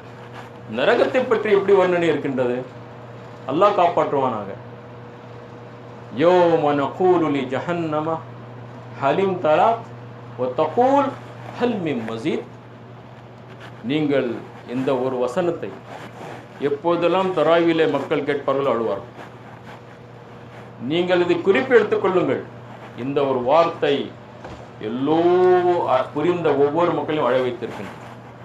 ஒரு காட்சி, இது ஒரு காட்சி. அல்லாஹ் தஆலா இங்கு படம் பிடித்து காட்டுகின்றான். அந்நாளில் நாம் கேட்போம், நகூல் லி ஜஹன்னம், நரகத்திற்கு நாம் கேட்போம், ஹலீம் தலாக், நீ நிரம்பி விட்டாயா, நீ நிரம்பி விட்டாயா? நரகம் சொல்லும், தகூல் ஹல் மின் மஸீத், இன்னும் இருக்கார்களா? அந்நாளில் நாம் நரகத்திடம் உனக்கு நிரம்பி விட்டதா என்று கேட்போம். அது கூறும், இன்னும் அதிகம் இருக்கிறதா என்று. 2 விளக்கங்கள் முஃபஸ்ஸிர்கள் இந்த வசனத்துக்கு கொடுக்கிறார்கள். எந்த ரப்புல் ஆலமீன் அல்லாஹு தஆலா இந்த படைப்புகளை படைத்தானோ அவனு ஒவ்வொரு படைப்புக்கும் பேசுவதற்கான அதிகாரம் கொடுக்கலாம். வசனங்கள் இல்லையா? மறுமையில் நம்முடைய கை பேசும், நம்முடைய கால் பேசும். என்ன அர்த்தம்? அவர்கள் கேட்பார்கள். வசனம் இவ்வாறு இருக்கின்றது, என்னுடைய உறுப்புகளாக இருந்த நீ எனக்கு எதிராக பேசுகின்றாயா? ஆம். எந்த இறைவன் உமக்கு இந்த உலகத்தில் பேச கொடுத்தானோ இன்று அந்த இறைவன் என்னை இப்போது பேச வாய்ப்பு கொடுத்திருக்கின்றான். அவ்வாறு நரகமும் பேசலாம். அப்படி இல்லை என்றால் இந்த வசனத்தை இவ்வாறு புரிந்து கொள்ளலாம். நரகம் சொல்லும், இன்று எந்த குற்றவாளியும் விடுபட மாட்டான். இந்த உலகத்தில் அநீதி செய்த, துரோகம் செய்த, மக்களை கொடுமைப்படுத்திய, அல்லாஹ்வுக்காக வாழ்ந்த மக்களை கொடுமைப்படுத்திய, தூக்கிலிட்ட எல்லாரையும் அல்லாஹ் தஆலா அன்னைக்கு பழி வாங்குவான். அவர்கள் படிக்கப்படாமல், அவர்களுக்கு அந்த தண்டனை கொடுக்காமல் யாரையும் அல்லாஹ் விட மாட்டான் என்று ஒரு விளக்கமும் இங்கு சொல்லப்படுகின்றது. ஆக குற்றவாளிகள் இன்று தப்பித்துக் கொள்ளலாம். இன்று அவர்கள் ஆட்சி அதிகாரத்தில் இருக்கலாம். இன்று மேற்கத்திய அரசுகள் அவர்களுக்கு ஆதரவுகளாக இருக்கலாம். இல்லை, மறுமையிலே அவர்களுக்கு ஒவ்வொரு குற்றத்திற்கும் இந்த உலகத்தில் தௌபா செய்யாத நிலையில் அவர்கள் சென்று விட்டால் அவர்கள் அனைவருக்கும் தண்டனை உண்டு. எப்படிப்பட்ட துரோகங்கள் செய்கிறார்கள்! அல்லாஹ்வுடைய பேச்சு நிலைநாட்டுவதற்காக வாழ்ந்தவர்களை தூக்கிலிடுகிறார்கள். ஆயிரக்கணக்கான மக்களை அவர்கள் சிறையில் அடைக்கிறார்கள். ஆட்சியுடைய அதிகாரத்தில் அவர்கள் அமர்ந்து இந்த பணிகளை செய்கிறார்கள். இந்த நிலையிலே நமக்கு ஆதாரமான வசனங்கள் இவைதான். அல்லாஹ்வுடைய நீதிமன்றத்தில் இவர்கள் விடுபட மாட்டார்கள். இவர்களுக்கு கட்டாயமாக பதில் உண்டு. இவர்களுக்கு கட்டாயமாக அல்லாஹ் தஆலா தீர்ப்பு வழங்குவான். ஆக இன்று இந்த உலகத்தில் முழுமையான நீதம் இல்லை, ஆனால் மறுமையிலே முழுமையாக நீதம் இருக்கிறது என்ற உண்மையும் இங்கு தெளிப்படுகிறது. ஆக நம்முடைய நிகழ்ச்சிக்கு ஒரு இறுதி கட்டத்தில் நாம் இருக்கின்றோம். ஒட்டுமொத்தமாக இந்த முழு அத்தியாயத்தை பற்றி சொல்ல வேண்டும் என்றால் ஒரு வசனம், இன்னா நஹ்னு நூஹில் ஒ நுமீத் ஒ இலைனல் மசீர். ஏற்கனவே நாம் சொன்ன விஷயம்தான். திண்ணமாக நாமே வாழ்வை அருளுகின்றோம், நாமே மரணத்தை அளிக்கின்றோம், மேலும் அந்த நாளில் அனைவரும் நம் பக்கமே திரும்பி வரும். இந்த தெளிவு நமக்கு இருக்க வேண்டும். வாழ்வு அல்லாஹ் கொடுத்தது, மரணம் அல்லாஹ் கொடுத்தது, மீளுவது அவன் பக்கம்தான். அப்படி இருக்க நான் எவ்வாறு இருக்க வேண்டும்? என்னுடைய வாழ்க்கை எவ்வாறு இருக்க வேண்டும்? என்னுடைய எண்ண ஓட்டங்கள், செயல்கள் எப்படி இருக்க வேண்டும்? நான் எதையெல்லாம் நசுக்க வேண்டும்? என்னுடைய ஆணவத்தை, என்னுடைய குறைபாடுகளை, பலவீனங்களை, நஷ்டவாளிகளாக மாற்றுகின்ற அந்த செயல்களை அதை நான் குறைக்க வேண்டும், நசுக்க வேண்டும், அழிக்க வேண்டும். இதெல்லாம் நான் உயர்த்த வேண்டும். அப்துல் முனீபுடைய என்னென்ன குணாம்சங்கள் இருக்கின்றன? அவர் மீளுபவர், பேடுதலான வாழ்க்கை, வரம்பு பேணி வாழ்பவர் போன்ற அனைத்து நல்ல பண்புகளை ஏற்று நான் வாழ வேண்டும். ஏனென்றால் ஓ இலையினல் மசீர், ஓ இலையினல் மசீர், நாம் திரும்புவது அவன் பக்கம்தான் என்ற உண்மையை நாம் சொல்ல வேண்டும். கடைசியாக நமக்கு இந்த சபையில் இந்த அனைத்து விஷயங்களையும் கேட்ட பிறகு நாம் என்ன செய்ய வேண்டும்? மாற்றங்கள் கொண்டு வர வேண்டும். நல்லவர்களாக மாற வேண்டும், வெற்றியாளர்களாக மாற வேண்டும். ஆனால் ஒரு கோர்ஸ், ஒரு ப்ரோக்ராம் அல்லாஹ் தஆலா இதே அத்தியாயத்திலே நமக்கு சொல்லி தருகின்றான். ஆக உபதேசங்களை கொடுக்கின்றான். நீங்கள் எப்படி இருக்க வேண்டும் என்றால் இதோ இப்படி இருங்கள். நபியே, இவர்கள் புனைந்திருக்கும் பேச்சுகள் குறித்து பொறுமையை மேற்கொள்ளும். இறைவனை புகழ்வதுடன் அவனை துதிப்பீராக. சூரியன் உதயமாகும் முன்னரும் மறையும் பின் முன்னரும் மேலும் இரவு நேரத்திலும் அவனை துதிப்பீராக. சிரம் பணிந்து வணங்கி முடிந்த பின்பும் கூட அவனை வணங்குங்கள் என்று அல்லாஹ் சுப்ஹானஹு வ தஆலா சொல்கிறான். இது ஒரு கோர்ஸ் மாதிரி இருக்கும். பல விஷயங்கள் இங்கே இருக்கின்றன. முதலாவதாக பொறுமை. ஒரு இஸ்லாமிய சிந்தனை உள்ள ஒவ்வொரு மனிதரும், அல்லாஹ்வுடைய வழிகாட்டல் படி வாடும் ஒவ்வொரு மனிதனுக்கும் பொறுமை மிக மிக அவசியம். ஆக பொறுமையுடன் இருங்கள். மக்கள் எதிர்ப்பார்கள், மக்கள் உங்களுக்கு பலவிதமான பெயர்களை சொல்வார்கள், மிரட்டுவார்கள். ஆனால் நீங்கள் பொறுமையுடன் இருக்க வேண்டும். பொறுமை உங்களை உயர்த்தும். பொறுமையுடன் இருங்கள், முதல் விஷயம். இரண்டாவது, இறைவனை புகழ்வதுடன் அவனை துதிப்பீராக. புகழும் துதிப்பும் இணைந்து, அதற்கு பிறகு ஒரு டைம் ஃப்ரேம், சூரியன் உதயமாகும் முன்னரும் சொல்லும் பொழுது முஃபஸ்ஸிர்கள் சொல்கிறார்கள், இது எதை குறிக்கிறது என்றால் தொழுகையை குறிக்கின்றது. ஆக தொழுகையில் மக்கள் பேணுதலாக இருக்க வேண்டும். 5 வேளை தொழுகை இங்கு சொல்லப்படுகிறது. சூரியன் உதயமாகும் முன்னரும் என்றால் என்ன? ஃபஜர். மறையும் முன்னரும் என்றால் என்ன? லொஹர், அசர். மேலும் இரவு நேரத்தில் என்றால் மக்ரிப், இஷா. அவனை துதிப்பீராக. சிரம் பணிந்து வணங்கி முடிந்த பின்பும் துதிப்பீராக என்றால் என்ன அர்த்தம்? ஃபர்லு தொழுகைகளுக்கு பிறகு ஜிக்ரை செய்யுங்கள், நஃபில் வணக்கங்களை பேணுங்கள். பெருமானார் ஸல்லல்லாஹு அலைஹி வஸல்லம் நமக்கு போதித்திருக்கிறார்கள் ஒவ்வொரு தொழுகைக்கு பிறகும் எதை நாம் ஜிக்ர் செய்ய வேண்டும் என்பதை. ஆக ஒரு கைட்லைன்ஸ். மனிதன் இறைவனுடைய நெருக்கத்தை பெற வேண்டும், இறை வழியிலே அவன் ஸ்திரமாக இஸ்திகாமத்துடன் இருக்க வேண்டும், இந்த தீன் படி அவன் வாழ வேண்டும், அல்லாஹ்வை அவன் புகழ வேண்டும், அல்லாஹ்வை அவன் உயர்த்த வேண்டும் என்றால் அவன் இந்த அசத்திய எதிர் சக்திகளுடன் சண்டை போடுவதற்கு அவனுக்கு பலம் தேவைப்படுகிறது. அந்த பலம் தான் இது. இறை தொடர்பை அதிகமாக்குங்கள். பொறுமையுடன் உங்களுடைய தொடர்பை அதிகமாக்குங்கள். தொழுகை மூலமாக, நஃபில் வணக்கங்கள் மூலமாக, ஜிக்கர்களின் மூலமாக என்று இங்கே அல்லாஹ் சுப்ஹானஹு வ தஆலா சொல்லுகின்றான். ஆக இதனுடைய தொடர்ச்சியாக மேலும் சொல்லுகின்றான், நபியே, இந்த மக்கள் பேசும் பேச்சுகளை நாம் நன்கு அறிகின்றோம். இவர்களை நிர்பந்தப்படுத்தி ஏற்க செய்வது ஒரு பணி அல்ல. அப்படி என்றால் என்ன செய்ய வேண்டும்? என் எச்சரிக்கைக்கு அஞ்சுகின்ற ஒவ்வொருவருக்கும் இந்த குர்ஆனை கொண்டு அறிவுரை கூறுவீராக. இன்னொரு கைட்லைன்ஸ். பொறுமையுடன், தொழுகையுடன், ஜிக்கருடன் நம்மிடம் இருக்க வேண்டிய இன்னொரு முக்கியமான அம்சம், தாவா பணியிலே குர்ஆனை கொண்டு நீங்கள் என்ன செய்யுங்கள்? அறிவுரை. அதை தான் நாம் இன்று செய்தோம், என்றும் செய்கின்றோம். குர்ஆனை கொண்டு மக்களை விளக்குங்கள். அல்லாஹ் என்ன சொல்லுகிறான் என்று சொல்லுங்கள். அல்லாஹ்வுடைய ஏவல்கள் என்ன, விளக்கல்கள் என்று சொல்லுங்கள். ஆக கடைசி வசனம் இது. கடைசி வசனத்தில் அல்லாஹ் சொல்லுகின்றான், வஸக்கிர் பில் குர்ஆனி மை யகாஃபு வஈத். அதாவது அஞ்சுகின்ற ஒவ்வொருவருக்கும் நீர் இந்த குர்ஆனை கொண்டு அறிவுரை கூறுவீராக என்று அல்லாஹ் சுப்ஹானஹு சொல்லுகின்றான். ஆக சகோதர சகோதரிகளே, அல்ஹம்துலில்லாஹ், இந்த அமர்விலே நாம் முழுமையான ஒரு பாடத்தை பார்த்திருக்கின்றோம். மறுமையை பற்றி. மறுமை உண்டு, மறுக்க முடியாத ஒரு உண்மை. இம்மை போல் மறுமை.